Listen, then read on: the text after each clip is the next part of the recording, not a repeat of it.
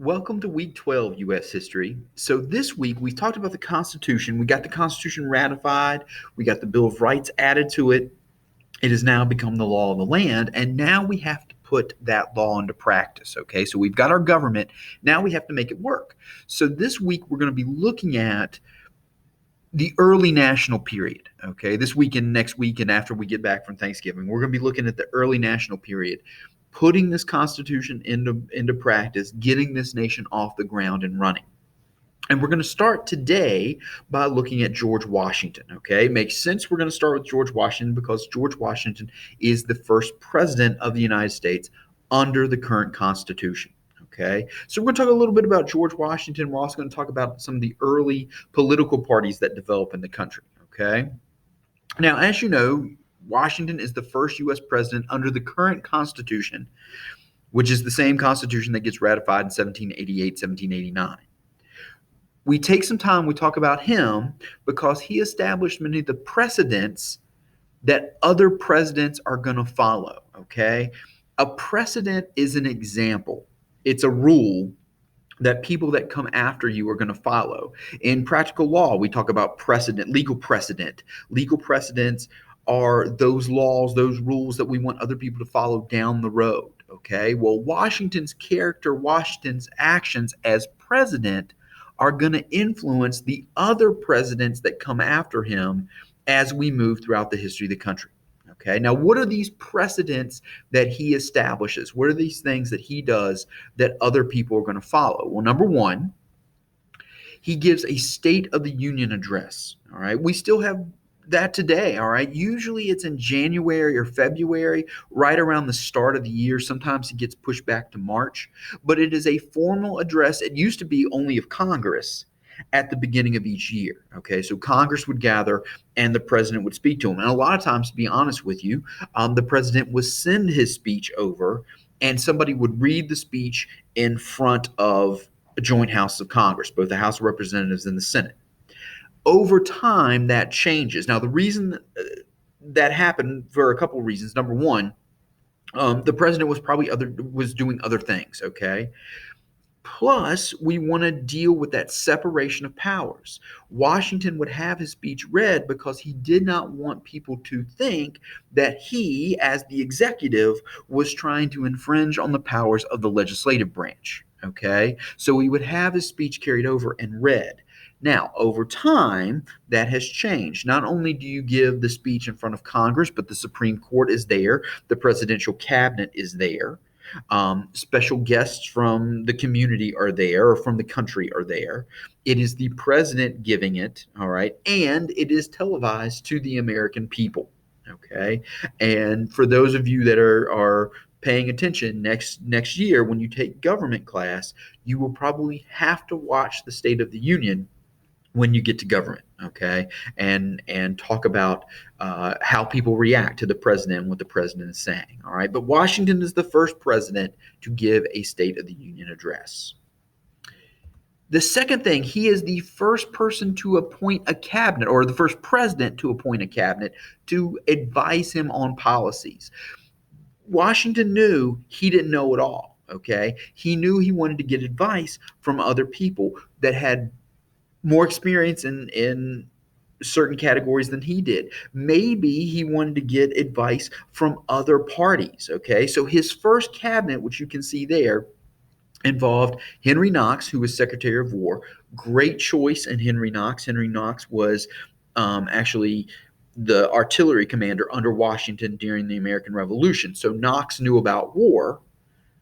So it's a good thing that, not that Washington didn't, but Knox knew about war, so he made a good choice as Secretary of War. Now, today, we call that the Secretary of Defense, okay? You had Thomas Jefferson, who was Secretary of State. Secretary of State has to do with a lot of foreign affairs. Jefferson was well known outside of the country. He was ambassador to France. He had been to France. The French people love him as well. He had traveled around the world, and he was technically a Democratic Republican, all right? And we'll talk more about that later down the road. There weren't really political parties at the time, but Jefferson brought a different political perspective to the table. Washington was a Federalist, even though Washington was quiet about being a Federalist. Washington was technically a Federalist. So it was good to have input from somebody from the opposite side. Okay, so Jefferson, excellent choice for Secretary of State. Alexander Hamilton becomes Secretary of the Treasury. Okay, again, an excellent choice. Hamilton, brilliant economic mind, wanted things like a Bank of the United States. Okay, so he was an excellent choice for Secretary of the Treasury. Now, sadly, Hamilton is later going to be killed in a duel by Aaron Burr. Okay, in fact, I'll be honest with you. After Washington leaves office, that's when the duel is going to be fought, and Hamilton will be killed by Aaron Burr. Okay, and sadly, politics is involved. Okay, Burr thought that Hamilton insulted him and cost him an election, and challenged him to a duel. Hamilton showed up. According to Hamilton's friends, Hamilton never intended to kill Burr, but Hamilton shot first. Burr fired back, and Burr struck Hamilton and killed Hamilton in the duel. All right, but that just a history story for your knowledge. That being aside, Washington appointed the first cabinet to advise him on specific policies. He also resigned, the third president, he also resigned after 2 terms, 8 years as president. And this is fantastic because Washington was elected unopposed, okay? He was voted in unanimously. In fact, he probably could have won a 3rd term as president, but he was tired. After 8 years, he was tired. Plus, this is sending a big message to the rest of the world because Britain, after we had won the American Revolution, Britain said if they can have a president that gives up power, okay, that will be the greatest leader in the world. And Washington did that. Okay. In fact, to be honest with you, they were speaking specifically about Washington, and they said if he gives up power, he will be the greatest leader in the world, and that's exactly what he did. Every single president after him has served only 2 terms, even those that could have won a 3rd term or a 4th term, okay? Like Teddy Roosevelt. Teddy Roosevelt could have served more than 2 terms, but he stops after 2 because of the example of Washington. The only president that has not followed this tradition was Franklin Delano Roosevelt, FDR, okay? Roosevelt is going to serve 4 terms, but keep in mind he was elected during the Great Depression. He was reelected at the beginning of World War II. Then he gets reelected during World War II and gets elected for a 4th term right as World War II is coming to an end. And then sadly, he will pass away before the war comes to an end, all right? And now we have a constitutional amendment that prevents a person from serving more than 2 consecutive terms as president of the United States. Okay, and we go back to this example set by Washington. In his farewell address, Washington gave some very sound advice to the country. He warned us about getting involved in foreign affairs and foreign alliances, okay, partly because he knew we weren't ready. We're still a young country. We don't have the authority to get involved in foreign affairs and alliances, and we don't need to be taken advantage of. Okay, so he warned us about getting involved in foreign affairs and foreign alliances. He also warned us about political parties. He said there's nothing wrong with political parties. He himself had ideas that aligned more with the Federalists than the Anti-Federalists or the Democratic Republicans. But he said often what's going to happen is political parties is going to take away the focus from the country. And instead of being able to discuss things and come to a compromise, it often becomes about pleasing the party over doing what is best for the country. So not only does he warn us about getting involved in foreign affairs and alliances, but he also warns us about getting involved with political parties. Okay. Again, not that there's anything wrong with that, but we should be careful with how they can persuade us or how they can lead us astray from what is the best thing for the country. Now, one of the things that happens during his tenure as president is the Whiskey Rebellion. Hamilton had created a tax on corn. Okay, corn is a key component to whiskey, and this angered small farmers, and they refused to pay the tax, and they revolted. Okay, does it sound familiar to previous incidences in the history of our country? Yeah, here's a tax. We don't like it. We're going to revolt. Washington ended up marching troops to put down the riot while he was president. Okay, he marched troops up to put down the riot, and Washington is still very, very much respected. So when Washington shows up, everything kind of calms down, and the rebellion ends peacefully. Okay. Now, why do I point this out? Because this is demonstrating the tension between the federal government and regional or state governments and state interests. Okay, that's one of the main concerns with the ratification of the Constitution. You had the anti-federalist versus the federalist. Okay, who's going to have more power, the national government or the state governments? This is going to be an issue from now until the Civil War. Okay, there's going to be a definite tension over who's going to have the most power, the national government or the state governments, and who should have the most power. Okay. So, this issue with the Whiskey Rebellion, we're going to see come up again as we move throughout the history of this country and as we get closer and closer to the Civil War, this tension between the federal government and then regional and state interests. Other significant Washington facts that occur while Washington is president of the United States. Number one, he decides to establish a new capital along the banks of the Potomac. The Potomac separates Virginia from Maryland. It was a more central location. Right now, when Washington is president, the U.S. Capitol is up in New York. Well, the southern states were feeling a little bit shorted by that. Because they got to travel all the way to New York to meet. Like if you're in Congress, the House of Representatives and Senate, you got to go all the way to New York. So we want a more central location. And at the time, that was along the banks of the Potomac. Okay, so we're going to get a new capital along the banks of the Potomac, and it will be named for George Washington, Washington, D.C. We also see the creation of the Bank of the United States. Okay, which is something we need if we're going to start raising money as a country and we're going to start spending money as a country. We need a place to put it. Okay, so we get the creation of the Bank of the United States. We're going to hear more from that later on, especially during the presidency of Andrew Jackson. We also see tariffs on imported goods. We're trying to protect local-made goods. We're trying to protect U.S. goods, so we're going to raise the tariffs on imported goods to try to get people to buy American.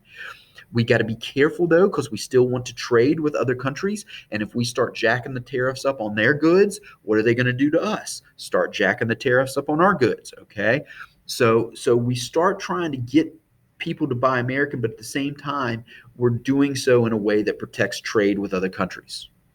Kentucky and Vermont get added to the Union as states. So we got 2 more states now. We're up to 15 with Kentucky and Vermont. And the Bill of Rights is finally ratified during the presidency of George Washington. Okay, we get enough states to approve it, and it becomes official and gets officially added to the U.S. Constitution. After George Washington's presidency, remember, he warned us about the formation of political parties. And while he is in office, he is able to keep those parties in check. Okay, but when he leaves, that's when we see the emergence of the first political parties. Okay, in the late 1700s, when he leaves office, this is when we're going to see the first political parties come into action. Okay, now those 2 parties are Hamilton, who is the leader of the Federalist Party, and Jefferson, who becomes leader of the Democratic Republican Party. All right, now when we talk about political parties, it's important to remember, do not use today's language to refer to parties in the past. For example, today's Democrats would be much different from Democrats in the past. Today's Republicans are going to be much different from Republicans in the past. Also, okay, and I say this, with a hint of warning, all right, the Democratic Republicans are very, very similar to the anti-federalists, but we can't call them anti-federalists. All right, they're going to be slightly different from the anti-federalists. They're going to have a lot of similar ideas, but we can't call them anti-federalists. Okay, all right. So these are the 2 parties: the Federalist Party led by Hamilton, and the Democratic Republicans led by Jefferson. All right. Now, the Federalists are led by Adams and Hamilton. John Adams is Washington's vice president. He will go on to become the 2nd president of the United States. Okay, he will only serve 1 term. Sadly, a lot of people feel his better work. He is not a very impressive president in a lot of people's eyes, but he's got to follow Washington. Okay. A lot of people think his better work is in Congress. Okay. When he was in Congress, and he will actually, I think, go back to being in Congress after he serves as president. But a lot of people think his better work is at the legislative level, not at the executive level. Okay. We're also not going to focus on him a lot because he's not from Virginia. We talk about Washington. Washington's from Virginia. We're going to talk about Jefferson. Jefferson's from Virginia. And we kind of skip over Massachusetts we skip over Adams because he's from Massachusetts. Okay. Now, the Federalists believe in a strong national government and an industrial economy. Okay. So we're going to keep that. We talked about that with the ratification of the Constitution, that Federalists believe in a strong national government. We're going to see that carry over. Okay, we're going to add to it this belief in an industrial economy. Now, since they believe in an industrial economy, guess where they're going to be supported by? Guess where they're going to find their support base in? The North, okay, particularly New England, because that's where you have an industrial economy. Okay, so bankers and business people in New England are really going to support the Federalist Party because they believe in an industrial economy, and that's where you're going to find an industrial economy, in the North, in New England. Okay. On the opposite side, we have the Democratic Republicans led by Jefferson. All right. Jefferson is Washington's Secretary of State. He will also be Vice President of the United States under John Adams, and he will become president in his own right in 1800. We're going to talk more about him later this week. The Democratic Republicans believe in a weak national government, okay, much like the Anti-Federalists, and a farming economy. Okay, they're going to believe in a farming economy, and since they believe in a farming economy, their support base is going to be in the South, with farmers, artisans, and frontier settlers in the South. Okay, so that's kind of the setup as we move out of the presidency of George Washington. You got these two groups, the Federalists, led by Hamilton and Adams. They believe in a strong national government. They believe in an industrial economy, and they're going to find their support base in the North, particularly New England. Then you got the Democratic Republicans led by Jefferson. They believe in a weak national government and a farming economy, and they're going to find their support base in the South with farmers, artisans, and frontier settlers. Okay. Now, there are no notes to take on this, so if you need to, go back and watch this again and jot some notes down. Where we're headed next is investigating the presidency of Thomas Jefferson. Okay, we're going to skip over the presidency of John Adams and see what Jefferson brings to the table when he gets elected president in 1800.